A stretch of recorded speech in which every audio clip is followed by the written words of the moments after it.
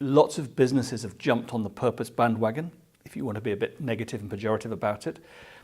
And a lot of businesses are looking at the results and saying, well, we're not getting any traction. This thing hasn't worked.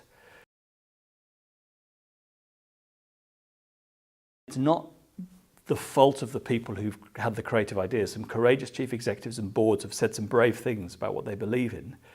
They just don't know how, in a way that entrepreneurial businesses know how, to link that belief in why they do something to what and how. In other words, to how the business is actually behaving.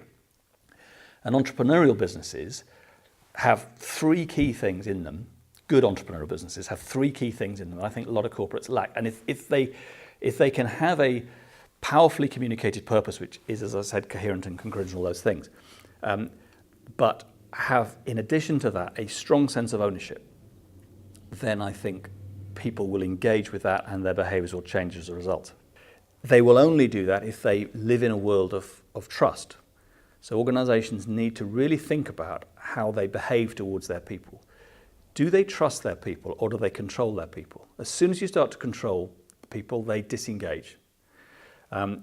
Do they allow people to trust each other? Do they have an environment in which there is compassion in the business?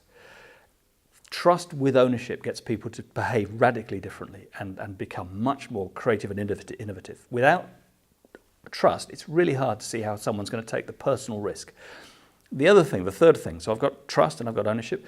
The third thing is what I'll call context.